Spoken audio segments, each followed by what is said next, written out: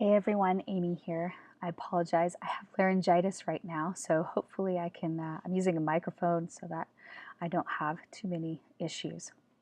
So I love this section of First Peter, because he calls Christians to a higher standard, and I love that it's said in Marshall 267. He says, "Called to be a living hope." And I love this as a worship leader because I'm called to live a life of worship, not just on a stage and not just on a platform, but an actual life of worship. I also loved what it said in Marshall, page 262. The Christian life is expressed in praise, worship, and thanksgiving to God. It is life in opposition to Satan and evil, and it derives its strength from God's gift of salvation. So in 1 Peter 2:1, it says, "So get rid of all evil behavior. Be done with all deceit, hypocrisy, jealousy, and all unkind speech."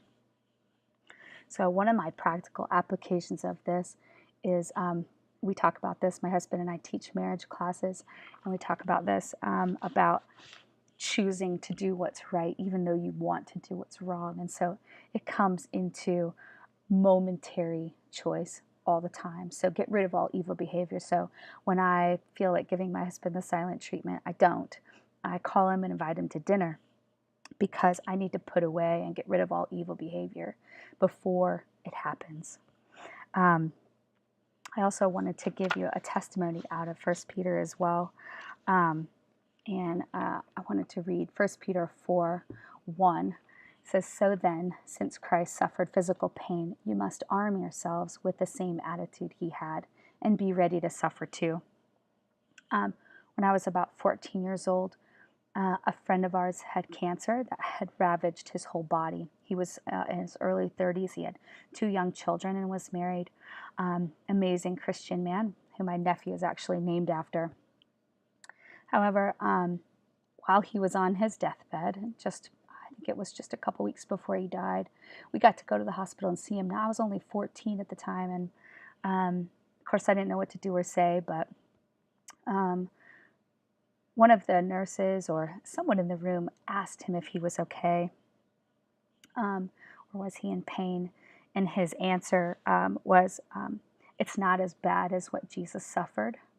And I believe that that's this scripture lived out, which absolutely impacted my life in an incredible way. I'm still telling the story. I'm still, his example of that, of living out physical pain, is an absolute incredible witness to the testimony of Christ.